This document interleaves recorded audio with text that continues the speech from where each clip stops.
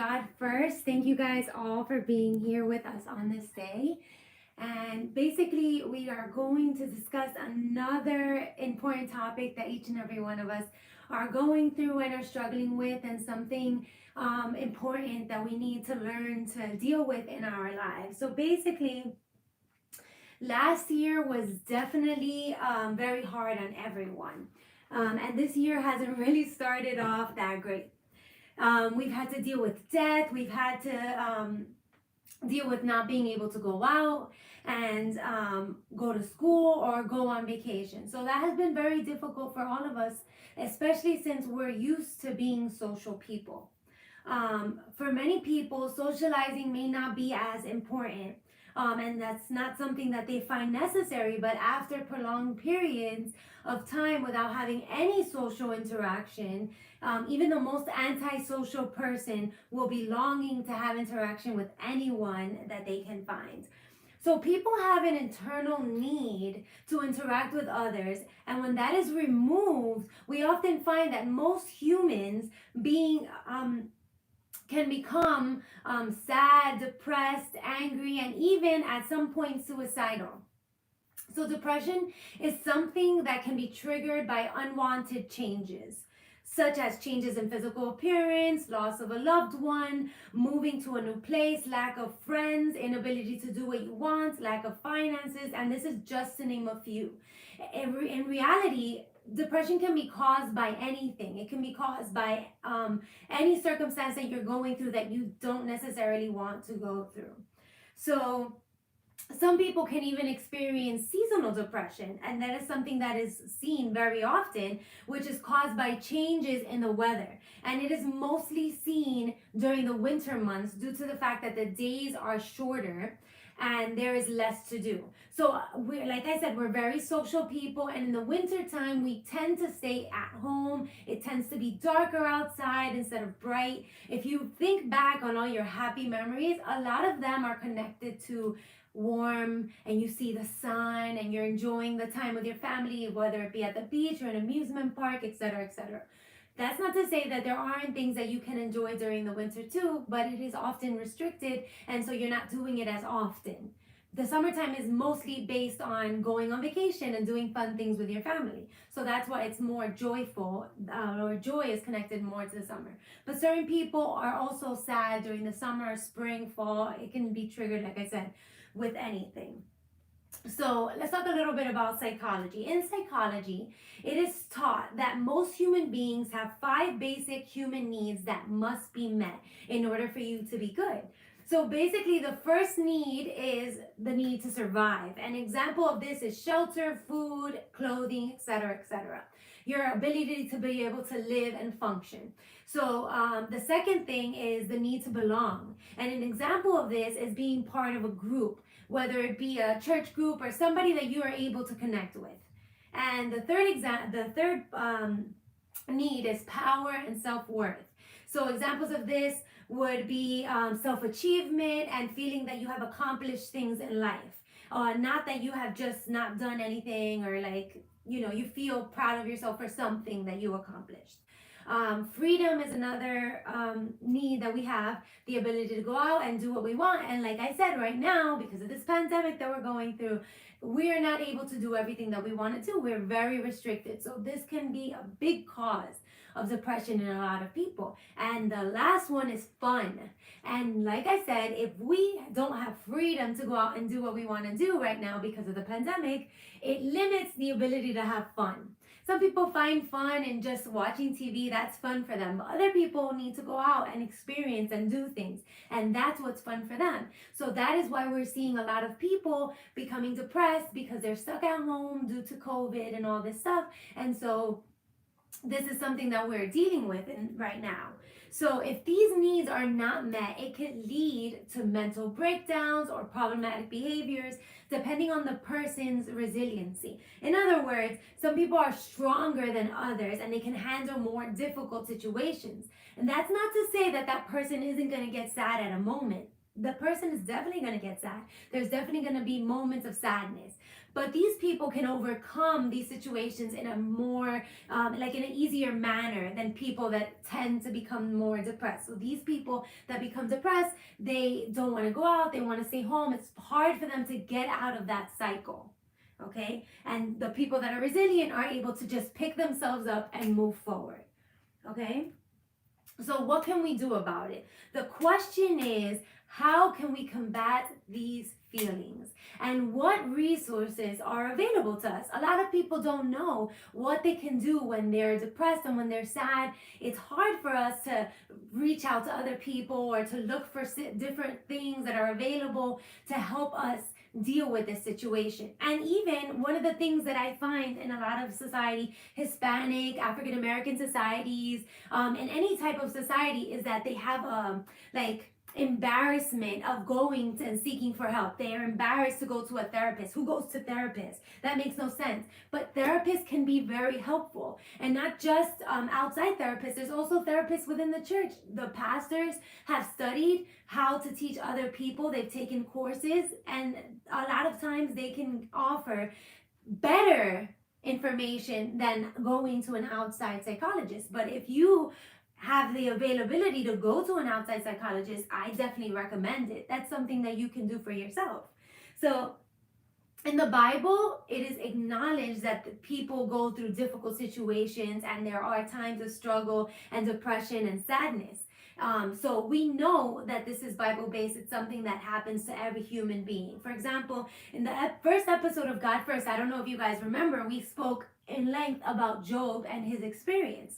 And we talked about how he was confronted with every single situation, every issue. And he was basically dealt a really hard hand because the enemy wanted to come and test him. And so he became very ill. His family was taken away. Everything that he owned was taken away from him. And he went through it all. And of course, he had moments of despair, moments of sadness, moments of depression. And we can see this in Job 3:11, where he says, "Why did I not perish at birth and die as I came from the womb?" Then in Job 10:1, he says, "I loathe my very life. Therefore, I will give free rein to my complaint and speak out in the bitterness of my soul." So it is clear that Job was confronted with a situation that he felt like he couldn't bear. But through all of this, he still stood firm in the Lord, and he found refuge in God. And so that's one of the things that we're going to talk about what we can do to help us get through these things. Another example that we can find in the Bible is about the prophet Jeremiah. He suffered from constant rejection by the people that he loved and the people that he wanted to help. God called him to preach and prophesy God's word, but he could never be married or have children. He was meant to live alone, and he had nothing, and he was constantly ridiculed and rejected. So by these people, this caused him to feel moments of depression and despair. And you can read about this in Jeremiah, in the book of Jeremiah. And one of the chapters is Jeremiah 20:14, where we can see that Jeremiah was struggling and it was dealing with difficult situations. So here it says in Jeremiah 20:14, we see that he had a difficult moment. He said, "Cursed by the day I was born." Or "Cursed be the day I was born. May the day my mother bore me not be blessed." He goes on to say in verse 18, "Why did I ever come out of the womb to see trouble and sorrow and to end my days in shame?" So basically, we can tell that he didn't even want to live. And one of the things that are connected with depression is the desire to die, the desire to no longer be around. When you feel sad and you feel like nobody accepts you, you feel like there's no reason for you to be on this earth. Why are you here if you are not serving a purpose? And like I said, that's one of the things that we need to fulfill in our lives, that self-achievement, so that we can be able to move forward and live life normally and not in a depressed or sad state. So I bring these biblical examples simply because it is important to know that in order to combat depression, first you need to understand that you are not alone. There are so many people that are around that can help you. And what is the root cause of depression? The Bible tells us in Proverbs 13:12 that hope deferred makes the heart sick, but when the desire comes, it is the tree of life. And Proverbs 18:14 tells us the human spirit can endure a sick body, but who can bear it if the spirit is crushed? So basically, all the feelings that you're having is in your spirit. And if you feel like your spirit is crushed, you no longer want to live. You no longer want to move on. So that causes some depression within you. And it's hard for you to be able to deal with this. So we understand that all of us have gone through difficult times. All of us have struggled. And we understand that we all go through these things, these times of tribulation, because for a reason. But we can find strength in those who surround us. For example, I remember when Willie's mom died. He didn't want to do anything. He was very sad. He felt like he didn't want to move on in school. He didn't want to continue. And I remember that it was his last year of school. And I have mentioned this before. Other people have heard this. He didn't want to finish, and he was so sad. And although I couldn't understand what he was going through because I had not experienced the same thing as him, I empathized with him and helped him to understand that his mother wouldn't want him to give up. His mother wanted him to move forward and to accomplish a lot of things in life. And just those words were able to help him. And on top of that, prayer was something that was very important. I prayed for him. I asked him to pray with me. And so if you're somebody that is struggling with depression, one of the things that I want to advise you is for you to seek out a friend and say, I'm going through this. I'm struggling. Can you pray with me? And I know that it may be hard to do this, but it is something that you need to do so that you can be good.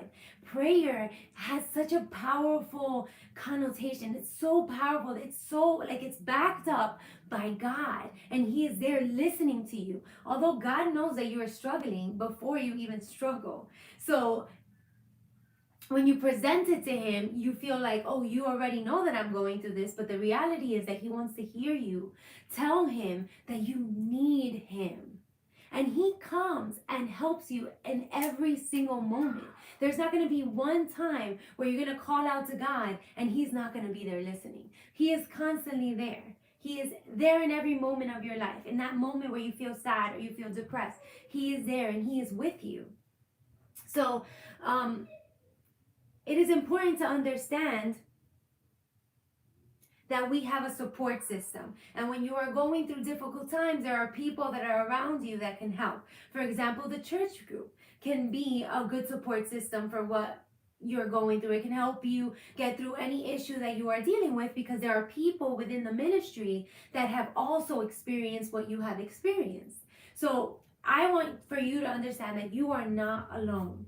This is one of the things that I mentioned before that we need in our lives to be able to function properly. You need a support system. You need a group that you feel that you belong to. And I want to let you know that whether it be in Open Heavens Ministry or in any other church that you belong to, that you can find a support group within your church. You can find a group that you can relate to within your church. There are many different types of people in church that are going through many different types of things, that live in many different ways, that can help you to understand why you are going through what you're going through. Maybe they overcame it already and they can offer advice for you. If not, they can offer an ear to listen to you and listen to what you are struggling with so that you can know how to deal with the situation. So the most important person, though, that we all know, which doesn't even need to be mentioned, but I still want to reiterate it in case you forgot or in case you haven't heard it. One of the most important people that we can find refuge in, that we can ask for help, is God. He is the first thing that you should do and look for. So when you feel sad and when you feel depressed, the first thing that you should do, I encourage you to stay in your room and pray and ask God for help. He tells us in His word that if we look for Him, He will help us get through any situation. I know that there is times where you feel sad and you feel like you don't want to talk to anybody, you don't even know what to do. But those are the moments when you're by yourself where you can ask God to help you and you can find that strength that you need. I know that there have been many times where I have felt sad about certain situations and I have taken the time out and asked God for help. I've asked him to give me strength. I've asked him to help me get through the day, help me to do everything that I want to do.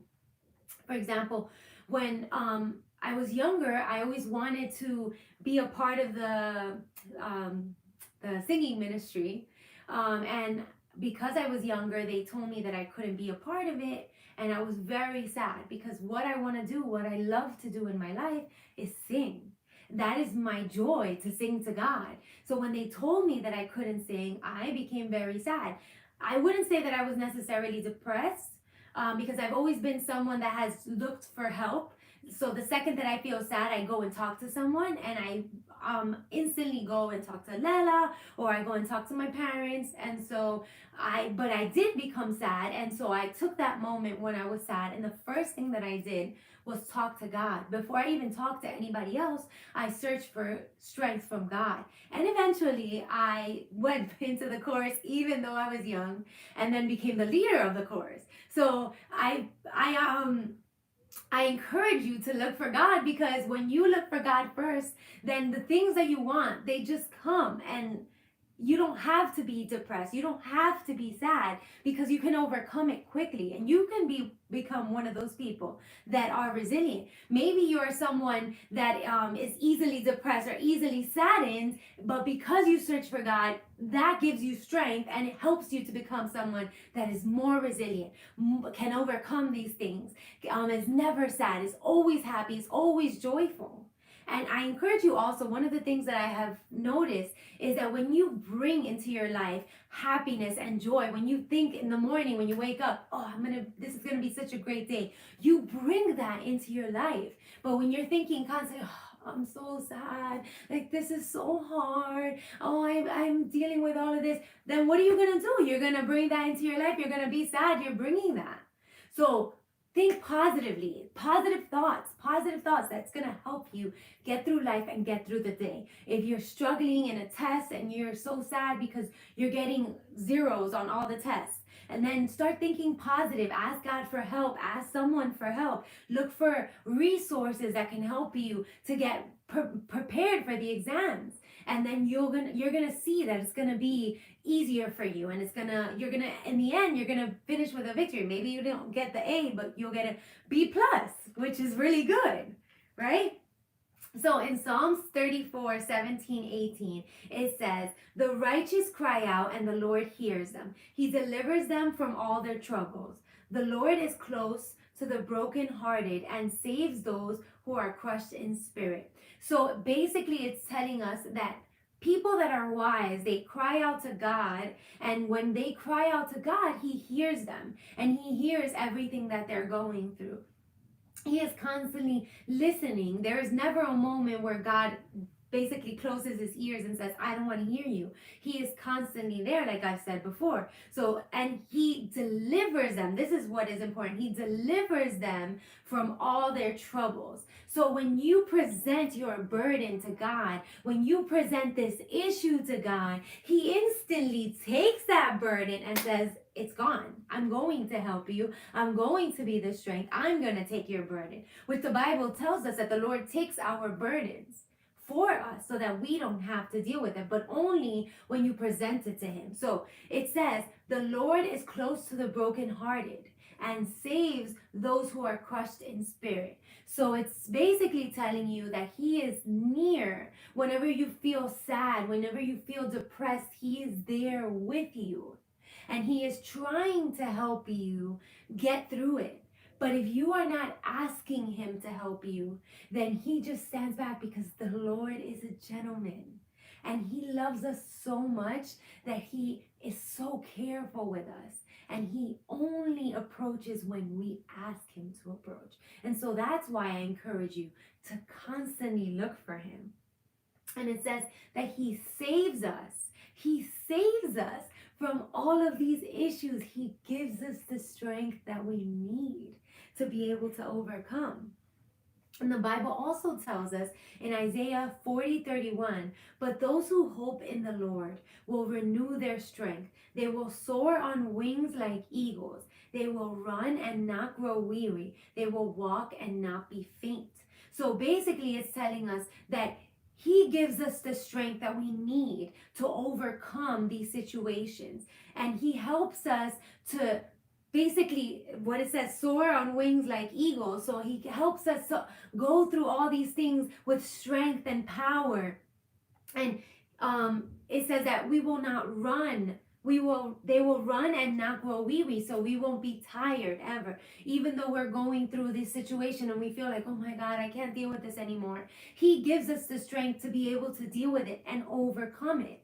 And then we will be able to go through life and deal with all this struggle and be able to function properly. Also, it is important to know that the enemy always wants to take advantage of these moments of weakness. When we become depressed, when we become sad, that is the moment where the enemy feels like, now I can come in and now I can come and convince this person to leave God, because that happens. Remember that in the story of Job, the enemy came in to try and trick Job and ask and like basically encourage him to betray God. Even though Job stood firm, there were moments where it was hard for him. Just like us as human beings, it is difficult for us, and there are moments where we feel like, oh, well, God is not with me. I'm sad and I'm going through all this struggle. Like there's people that in this or last year, 2020, they lost a family member, they became sick, they lost their jobs, they lost their homes. Look at the people that are in Texas right now that are struggling with this situation that they're going through, and they have nothing. They have nowhere to go. They have no drinking water. They're in a situation where they don't know what to do, and they feel alone. So the enemy creeps in and says, look at what God allowed for to happen in your life. Look, you're struggling. Yes, look, God did that. So a lot of people turn away from God because they're going through different struggles. And that is very common. We are human beings. And so it's hard for us to trust in someone or something that we cannot see acting. However, I encourage you, like I said, to look for God and ask Him for help. And I'm telling you that the solution will come. Joy will come. It comes. Maybe it doesn't come as quickly as you'd like it to. It's not like something where you're sad and like, oh, let's say a family member died and you're sad and then you say, God, please take away the sadness, and instantly you're happy. It doesn't really work that way. Sometimes it does, because I have seen people where they ask God to take this burden from them and then instantly they're fine and God helps them to cope with it. But that person maybe needed that type of treatment, but not everyone goes through that. Some people go through waves, and so when you're sad and a family member dies and you ask God to help you, then He gives you the strength. For example, I remember when my father's mother died, he was sad, but for some reason he was like rejoicing. And the reason why he was rejoicing was because he knew that his mother went with God, and that's what she always wanted to do. And like everybody around was crying, like I was crying, everybody was crying. And my father was happy. He was able, like obviously he's sad because when your mother dies or when your parent dies, that's hard. But he was able to overcome it and he moved forward. And I felt like that was a huge example of how you find strength in God and how He helps you overcome difficult times. And so, we have to know that the enemy takes advantage of moments of weakness. And so we have to prepare ourselves and cover ourselves with the blood of Christ and ask God, okay, right now I'm sad, but I ask you, God, that you cover my heart and that you help me so that I'm able to deal with this and move forward. So the first place that you should go to, like we said, is to God. We should not be anxious for anything, like Philippians 4:6-7 tells us. Be anxious for nothing, but in everything by prayer and supplication with thanksgiving, let your requests be made known to God.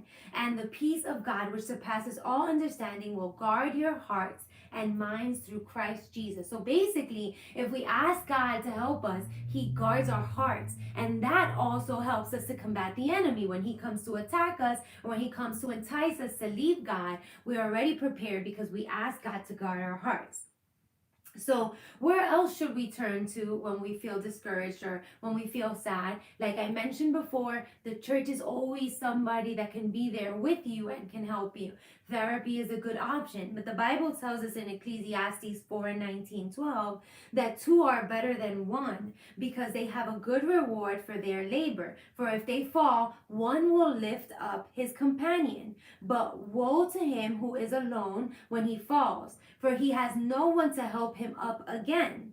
If two lie down alone, though one may be overpowered by another, two can withstand him, and a threefold cord is not quickly broken. Which means that when two or more are together and dealing with a situation together, it is much easier for you to overcome these situations. So like when you're sad and you feel like you can't go on, you ask somebody for help and they help to give you strength, because if you fall, then if there's someone there behind you, it's like that trust exercise that they do a lot in jobs and things like that in corporations. If you fall back and you know that there's someone behind you to help you, then it is easier for you to just fall back and trust them. But if you're by yourself, are you going to throw yourself back? Who's going to catch you? So you have to know that you have a support system.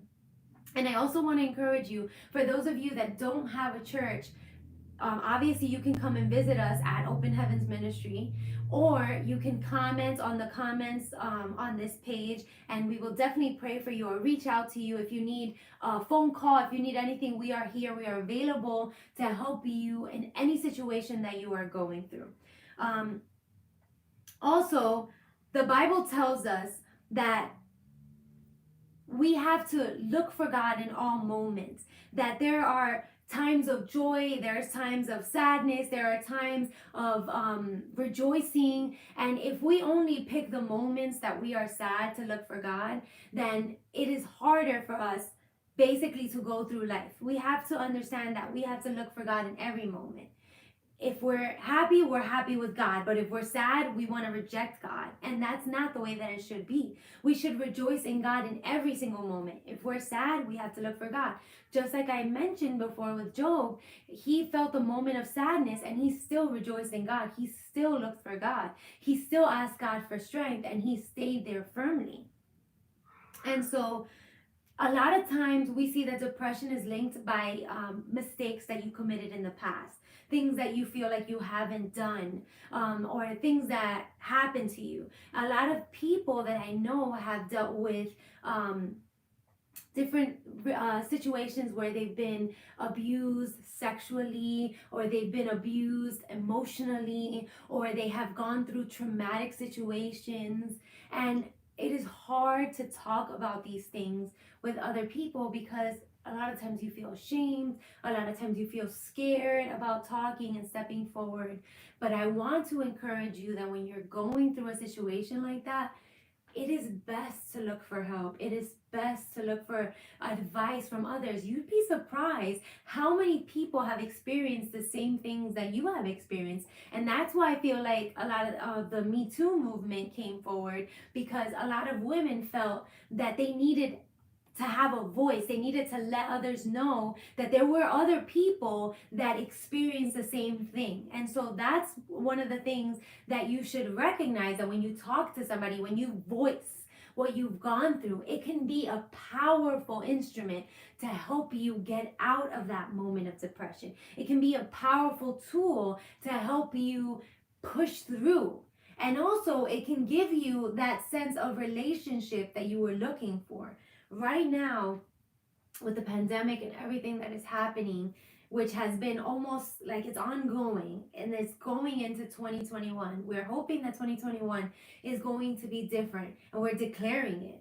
However, we must be prepared if the opposite happens, because the Bible does tell us that God is going to come and we should be prepared for that. And when God's arrival, things are going to get worse. before they get better, and we are going to go up to heaven. So it's not like, this is something weird that is happening. We have seen that the Bible has told us and warned us about these things occurring. And so we are technically prepared because the Bible warns us. But it's still shocking to have to deal with everything that we are dealing with, and obviously we're humans. So that is why it is important for you to find something outside of just at home to look forward to doing, like going to church or going to the youth services and things like that are going to help you move forward and overcome all these things. Also, the phone can be a powerful tool. Talking to people, FaceTime, group chats, all those things can help you. So like if you need help or you need to talk to someone, you can call us. If you need advice, you can call us and we'll spend as much time as you need talking to you on the phone. Also, if you need to have a conversation with us, I encourage you, for those of you that are members at Open Heavens Ministry, to come and ask for a meeting, and we will definitely take out the time to talk to you. I just want to remind you also that Jesus loves you, and that there is never a moment where you're going to find yourself all alone, because God is always there. So I want to encourage you to look for God, to read the Word. The Bible helps to uplift you. It helps to give you those words of encouragement that you are looking for. Depression is something that is so great, and we need to basically discuss, and it's hard to discuss every single aspect of it in a short amount of time. And so if you need help, if you need resources, remember that we are here for you. I am here for you. Lela is there for you. The pastors are there for you. For the boys, if you want to talk to Willie, you can do so. There are so many resources available. There's also hotlines for depression. But I want to let you know that your life is valuable. So if you're depressed and you're feeling suicidal, remember that God loves you and we love you. You have a support system. You have a family. Okay, so I want to thank you guys for joining us once again for our 5th episode of God First. And I also want to encourage you guys to join us next week on Saturday at 5 p.m. at Open Heavens Ministry. We will be live on YouTube and we will be in church. So if you guys want to join us, we have a spectacular time. The service is short and we also enjoy some time afterward. So if you want to join us, we are located at 10205 32nd Avenue, East Elmhurst, New York. And if you want to come and talk on that day, you can also do that. If you want to join us on YouTube, we invite you to join us. And we just want to tell you guys that we love you so, so much. And sending you guys virtual hugs. Thank you again for joining us. God bless you guys.